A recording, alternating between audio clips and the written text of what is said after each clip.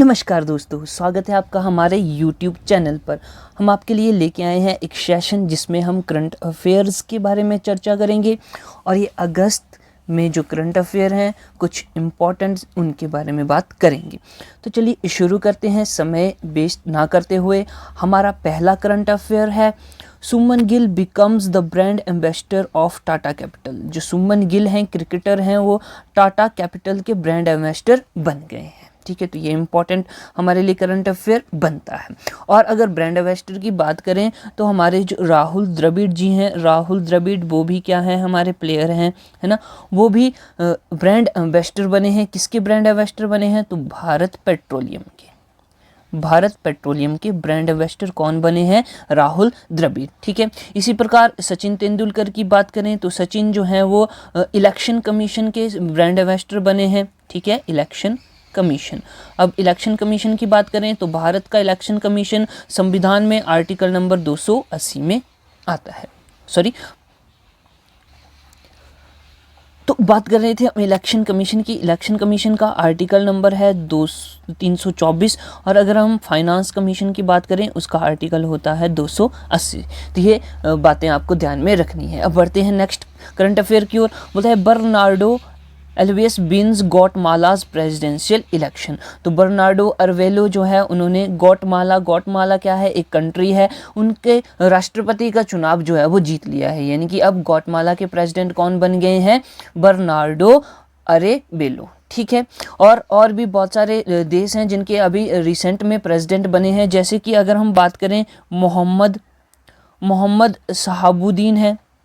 शहाबुद्दीन हैं जो कि बांग्लादेश के प्रेसिडेंट बने हैं, बांग्लादेश के। ठीक है, और अगर हम बात करें जैसे कि नाइजीरिया की बात करें तो नाइजीरिया के बने हैं बोला अहमद तिनुबू नाइजीरिया के क्या बने हैं? राष्ट्रपति बने हैं। बढ़ते हैं नेक्स्ट करंट अफेयर की ओर। Punjab National Bank inaugurates PNB pensioner launch on World Senior Citizen Day. तो वर्ल्ड सीनियर सिटीजन डे पर पंजाब नेशनल बैंक ने वरिष्ठ जो हमारे पीएनबी पेंशनर हैं उनके लिए एक लॉन्च का उद्घाटन किया। ठीक है, क्या है? एक लॉन्च का उद्घाटन किया, यानी कि एक विंडो का उद्घाटन किया। अब बात करेंगे कि वर्ल्ड सीनियर सिटीजन डे कब मनाया जाता है। तो ये 21 अगस्त को मनाया गया था, 21 अगस्त 2023 को। ठीक है, तो यहाँ से ये बात आपको ध्यान में रखनी है। ठीक है, अब पंजाब नेशनल बैंक की यहाँ पे बात करी गई है तो पीएनबी के बारे में कुछ बातें जान लेते हैं। जैसे कि इसकी एस्टेब्लिशमेंट कब की गई, तो ये 1894 में इसकी जो एस्टेब्लिशमेंट हुई थी। इसका हेडक्वार्टर कहाँ है? तो इसका हेडक्वार्टर न्यू दिल्ली में है, ये आपको पता होना चाहिए। ठीक है, और अगर हम इसकी टैगलाइन के बारे में बात करते हैं तो इसका टैगलाइन है name you can bank upon. ठीक है, तो ये इसकी टैगलाइन है। ठीक है, अब नेक्स्ट बात करते हैं। बोलता है एक्सिस बैंक ने अनाउंस किया पार्टनरशिप विद क्लियर ट्रिप जो कि एक कंपनी है, उसके साथ उन्होंने क्या है, पार्टनरशिप की है ताकि वह अपने क्रेडिट कार्ड होल्डरों को बेनिफिट दे सकें ट्रैवल का। ठीक है, एक्सिस बैंक ने क्रेडिट कार्ड धारकों को यात्रा लाभ देने के लिए क्लियर ट्रिप के साथ साझेदारी की घोषणा की। ठीक है, तो अब बात कर लेते हैं। यहाँ पे एक्सिस बैंक की बात हुई है तो एक्सिस बैंक के बारे में जानना बहुत ही ज़रूरी है। तो देखो, सबसे पहले एस्टेब्लिशमेंट की बात करते हैं। 1993 में इसकी स्थापना हुई थी। हेडक्वार्टर कहाँ है? मुंबई में है। ठीक है, उसके बाद अगर हम बात करें कि इनकी टैगलाइन क्या है, तो इनकी टैगलाइन है बढ़ती का नाम जिंदगी। क्या है? बढ़ती का नाम जिंदगी। ठीक है, तो इतनी बात आपको पता होनी चाहिए। अब नेक्स्ट बात करते हैं। नेक्स्ट है हमारे पास करंट अफेयर। बोलता है India per capita income, India की प्रति व्यक्ति आय जो है वो 7.7 गुना हो जाएगी 2047 तक भारत की पर कैपिटा इनकम जो है वो 7.5 गुना बढ़ जाएगी। ये बात किसने कही? एसबीआई रिसर्च ने करी। एसबीआई ने क्या किया? स्टेट बैंक ऑफ इंडिया ने रिसर्च करी जहाँ पे उन्होंने बोला कि 2047 तक भारत की प्रति व्यक्ति आय में 7.5 गुना की बढ़ोतरी होगी। ठीक है, इतनी बात इंपॉर्टेंट क्वेश्चन है। अब उसके बाद हम बात कर लेते हैं कि जो पर कैपिटा इनकम है वो अब कितनी है। तो देखो अभी की अगर हम बात करें तो इंडिया की 2023 में पर कैपिटा इनकम कितनी है, तो ये है 2 लाख रुपए प्रति व्यक्ति, 2 लाख रुपए प्रति व्यक्ति। अगर हम बात करें कि 2047 में कितनी हो जाएगी, तो ये है 14.9 लाख हो जाएगी। ठीक है, तो इतनी बातें यहाँ से ध्यान होनी चाहिए। आगे है गवर्नमेंट बिल लॉन्च टेले लॉ 2.0। टेले लॉ 2.0 सरकार जो है वो लॉन्च करेगी। अब ये किससे संबंधित है, तो ये जो है वो न्याय से संबंधित है, ताकि लोगों को जो भी दिक्कत है वो एक एप्लीकेशन के जरिए वो वहाँ पे अपनी दिक्कत को बताएं और उनको जो है वो न्याय मिले। ठीक है, तो और ये जो है गवर्नमेंट जो टेले लॉ है 2.0, यह एक किसकी अपग्रेड वर्जन है, टेले लॉ प्रोग्राम का, जो कि 2017 में टेलीग्राम यहाँ पे है टेले लॉ प्रोग्राम। ठीक है, टेले लॉ प्रोग्राम का अपग्रेडेड वर्जन है, जो कि 2017 में लॉन्च किया गया था। और किसके द्वारा लॉन्च किया गया है, ministry of state for law and justice. इतनी बात आपको ध्यान में होनी चाहिए। ठीक है, उसके बाद है पीएम मोदी गिफ्ट्स सुराही गोंड पेंटिंग। सुराही और गोंड पेंटिंग जो है वो उन्होंने प्रेसिडेंट को दी। किसके प्रेसिडेंट को, साउथ अफ्रीका के प्रेसिडेंट को। ठीक है, और उनकी वाइफ जो साउथ अफ्रीका के प्रेसिडेंट हैं, उनकी वाइफ को उन्होंने क्या किया, सॉल, नागालैंड की सॉल जो है वो भेंट में दी, जब वह ब्रिक्स समिट अटेंड करने गए थे जोहान्सबर्ग में। जोहान्सबर्ग कहाँ है, साउथ अफ्रीका में। तो अब का जो ब्रिक्स समिट है वो कहाँ पे हुआ है, ये आपको पता होना चाहिए। तो ये हुआ साउथ अफ्रीका में, साउथ अफ्रीका में। ठीक है, तो देखो जोहान्सबर्ग में पीएम मोदी ने दक्षिण अफ्रीका के राष्ट्रपति को सुराही तथा गोंड पेंटिंग दी, और उनकी यहाँ पे देखने हैं उनकी पत्नी को नागालैंड सॉल उपहार में दी। ठीक है, अब जान लेते हैं ये सुराही जो है वो कहाँ से है। तो ये सुराही जो है वो बहुत ही फेमस है, कहाँ की है, ये हमारी तेलंगाना की। ठीक है, तेलंगाना से उन्होंने ये सुराही लेके गए थे। ठीक है, गोंड पेंटिंग आपको पता है एक जनजाति है गोंड, उनकी पेंटिंग है। और नागालैंड से सॉल लेके गए थे राष्ट्रपति की पत्नी के लिए। ठीक है, इतनी बातें आपको पता होनी चाहिए। अब ये सुराही जो है, ठीक है, सुराही जो है वो अलॉय से बनती है, और उसमें कौन कौन सा मेटल होता है, जैसे जिंक होता है, कॉपर होता है, और भी अन्य मेटल्स होते हैं, लेकिन मुख्य रूप से जिंक और कॉपर होता है। इतनी बात आपको ध्यान में होनी चाहिए। बाकी बात करते हैं One Electric first Indian EV company to start production in Africa. Africa में इलेक्ट्रिक मोटरसाइकिल के उत्पादन के लिए वन इलेक्ट्रिक कंपनी जो है वो वहाँ पे अपना प्रोडक्शन जो है स्टार्ट करेगी। वन इलेक्ट्रिक अफ्रीका में उत्पादन शुरू करने वाली भारत की पहली ईवी कंपनी, ईवी यानी कि इलेक्ट्रिक कंपनी। ठीक, इतनी बात यहाँ पे इम्पॉर्टेंट है। क्वेश्चन पूछा जा सकता है कि भारत ने जो है वो इलेक्ट्रिक मोटर्स के लिए अपनी कंपनी कहाँ पे स्थापित की है, तो ये साउथ अफ्रीका की बात हो रही है, अफ्रीका में। ठीक, आगे है Israel to increase natural gas output by 60%। Israel एक देश है, ठीक है, तो उसने अपनी नेचुरल गैस आउटपुट को 60% बढ़ाने की बात करी गई है। ठीक है, इजराइल प्राकृतिक गैस उत्पादन में 60% की वृद्धि करेगा। अब देख लेते हैं इजराइल के बारे में थोड़ा सा जान लेते हैं। तो इजराइल की कैपिटल क्या है, कैपिटल जेरूसलम है। ठीक है, जेरूसलम बिल्कुल ठीक है। करेंसी क्या है यहाँ पे, तो यहाँ पे शेकल जो है इसकी करेंसी है। ठीक है, प्रेसिडेंट कौन है यहाँ के, प्रेसिडेंट तो ये भी इम्पोर्टेंट है, इशैक हरजोग। ठीक है, आइसैक हरजोग यहाँ के प्रेसिडेंट है। और अगर हम पीएम की बात करें तो फेमस बेंजामिन नेतन्याहू यहाँ के प्राइम मिनिस्टर हैं, पीएम है।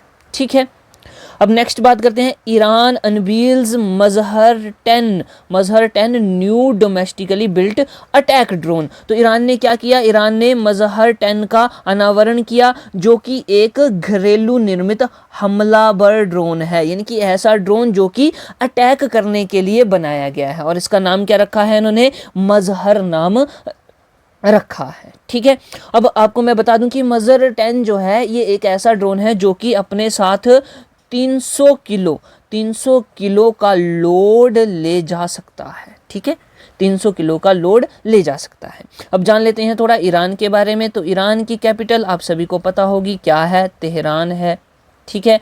करेंसी की अगर हम बात करेंगे तो करेंसी जो है यहाँ पे ईरानियन रियाल है, ईरानियन रियाल, ठीक है।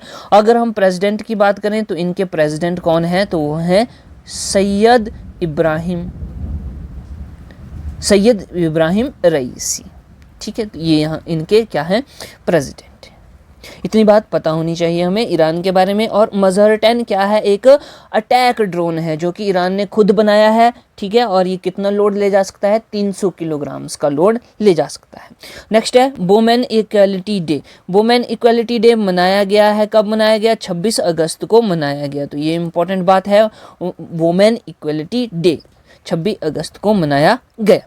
उसके बाद है नेक्स्ट, यूपी कैबिनेट अप्रूव्स 18 अटल रेजिडेंशियल स्कूल्स। तो यूपी गवर्नमेंट ने क्या किया है? अप्रूव किया है उन्होंने कि 18 अटल रेजिडेंशियल स्कूल जो हैं वो खोले जाएंगे, 18 रेजिडेंशियल स्कूल्स, ठीक। इतनी बात आपको पता होनी चाहिए इस करंट अफेयर से। अगर हम यूपी की बात कर लेते हैं तो आइए देखते हैं यूपी की कैपिटल क्या है? लखनऊ है। हाँ जी, ये सभी को पता है, लखनऊ है। और यहाँ के सीएम कौन है? तो योगी आदित्यनाथ जी हैं, ये भी सभी को पता है। गवर्नर की अगर हम बात करें तो गवर्नर है आनंदीबेन पटेल यहाँ की गवर्नर है, ठीक है। और अगर हम यहाँ पे डांस की बात करें तो कथक जो है वो यूपी का फेमस लोक नृत्य है, कथक, ठीक है। तो अब उसके बाद हम बात कर लेते हैं थोड़ा सा और भी करंट अफेयर है, जैसे कि चंद्रयान 3 के बारे में बात कर लेते हैं। चंद्रयान 3 जो है वो 23 अगस्त को चंद्रमा पर पहुंचा था, 23 अगस्त चंद्रमा पर पहुंचा। तो अब पीएम हमारे नरेंद्र मोदी ने यह बोला है, पीएम मोदी ने बोला है कि 23 अगस्त को हम कौन सा डे मनाएंगे? नेशनल स्पेस डे मनाया जाएगा हर साल 23 अगस्त को, ठीक है। और जहाँ पे हमारा जो चंद्रयान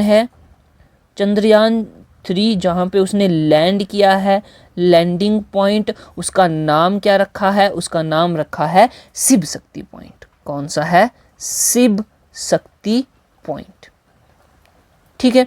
और एक और बात, जहाँ पे हमारा चंद्रयान जो अनसक्सेसफुल रहा था, चंद्रयान 2 2019 की बात हो रही है, जहाँ पे क्रैश हुआ था, क्रैशिंग पॉइंट किसका? चंद्रयान 2 का। उसको नाम दिया गया है तिरंगा पॉइंट। कौन सा? तिरंगा पॉइंट, ठीक। इतनी बात क्लियर हो गई? बिल्कुल ठीक है। अब थोड़ा सा समिट्स के बारे में देख लेते हैं, जैसे कि हमारा ब्रिक्स का समिट है, ब्रिक्स समिट, ठीक है। ब्रिक्स समिट 2023 का कहाँ पे हुआ? तो ये हुआ साउथ अफ्रीका में, जोहान्सबर्ग, अभी हमने देखा साउथ अफ्रीका। अगर हम बात करें कि 2024 का कहाँ होगा, तो ये काजान में होगा, और काजान कहाँ है? रशिया में है, ठीक है। तो नेक्स्ट ब्रिक्स समिट जो है वो रशिया होस्ट करेगा, ठीक है। अब बात कर लेते हैं G20 समिट के बारे में। G20 समिट 2023, जहाँ पे ये इसका कितना 18वां संस्करण मनाया गया हुआ, ठीक है, इस समिट का। और ये कहाँ पे हुआ? इंडिया में हुआ, बिल्कुल ठीक है, इंडिया में। अगर हम बात करें कि 2024 का, और ये 19वां संस्करण होगा, इसका 19th एडिशन होगा, तो ये कहाँ पे होगा? ये ब्राज़ील में होगा, ब्राज़ील में, ठीक। और अगर हम बात कर लेते हैं G7 समिट की, G7 समिट, तो G7 समिट 2024 का कहाँ पे होगा? इटली में होगा, इटली में। और अगर हम 2025 की बात करें G7 की, तो ये होगा कनाडा में, ठीक। तो इतनी बात हमें समिट से पता होनी चाहिए। आगे एक स्कीम है जिसका नाम है लखपति दीदी स्कीम, सेंटर द्वारा चलाई गई स्कीम है, ठीक है। और इससे क्या करना है? उन्होंने एम्पावर करना है, जो रूरल महिलाएं हैं, गांव में रहने वाली महिलाएं हैं, उनको क्या करना है? एम्पावर करना है। उनको क्या है कि उन जो स्मॉल बिजनेस है, स्मॉल बिजनेस है उनके इलाके में, उनके लिए उनको जागरूक करना है और उनको चलाने के लिए प्रेरणा देनी है, ट्रेनिंग देनी है। तो हम बोलेंगे एम्पावर रूरल वुमेन, जो गांव की महिलाएं हैं उनका सशक्तिकरण करना और उनको ये सिखाना, बिजनेस के बारे में सिखाना, और हम बोलेंगे मैनेज स्मॉल स्केल बिजनेस। ठीक है, तो ये गांव की महिलाओं के लिए है लखपति दीदी स्कीम और ये सेंटर द्वारा चलाई गई है। आगे देखो, नेक्स्ट है हमारे पास एक पुरस्कार मिला है, एक अवार्ड मिला है जिसको हम बोलेंगे उद्योग रत्न। इस अवार्ड का नाम है उद्योग रत्न अवार्ड। ये किसको मिला है? ये मिला है रतन टाटा जी को, रतन टाटा। ठीक है, और ये किसने दिया है? तो ये महाराष्ट्र गवर्नमेंट ने दिया है, महाराष्ट्र गवर्नमेंट। इतनी बात होनी चाहिए। उद्योग रत्न पुरस्कार से बहुत ही इंपॉर्टेंट है, ये एग्जाम में पूछा जा सकता है। ठीक, अब उसके बाद है हम बात करेंगे कि हमारे जो एनके हैं, एनके सिंह जो हैं, जो कि हमारे वित्त आयोग के अध्यक्ष हैं, चेयरमैन हैं, वो चुने गए हैं न्यू प्रेसिडेंट के रूप में। किसके न्यू प्रेसिडेंट चुने गए हैं? ये economic growth society, economic growth society के क्या चुने गए हैं? प्रेसिडेंट चुने गए हैं। कौन है ये? एनके सिंह। ठीक है, एनके सिंह। आगे बात कर लेते हैं।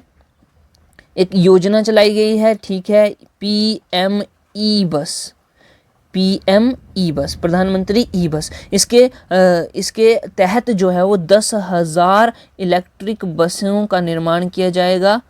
ठीक है, कितनी है? 10,000 इलेक्ट्रिक बसेस, और ये ऐसी सिटीज़ में चलाई जाएंगी जहाँ पे पॉपुलेशन जो है वो ग्रेटर देन 3 लाख से अधिक है। ठीक है, ऐसी सिटीज़ में चलाई जाएंगी जहाँ पे पॉपुलेशन 3 लाख से अधिक है। 10,000 इलेक्ट्रिक बसेस, और ये योजना का नाम क्या है? पीएम ई बस योजना। ठीक है, इतनी बात आपको पता होनी चाहिए। अब उसके बाद है केरला में थिरुओणम एक फेस्टिवल मनाया गया, थिरुओणम। तो एग्जाम में पूछा जा सकता है थिरुओणम कहाँ का फेस्टिवल है, कहाँ का त्यौहार है? तो आप बोलेंगे केरला का। ठीक है, तो दोस्तों ये थे हमारे कुछ करंट अफेयर्स, और उम्मीद करता हूँ कि ये करंट अफेयर्स आपके लिए बहुत ही ज़्यादा महत्वपूर्ण रहेंगे। आने वाले एग्ज़ाम में यहाँ से क्वेश्चन आपको देखने को मिलेंगे। तो इसी प्रकार की करंट अफेयर्स के लिए बने रहें हमारे चैनल पर। मिलते हैं नेक्स्ट वीडियो में, तब तक के लिए जय हिंद, जय भारत।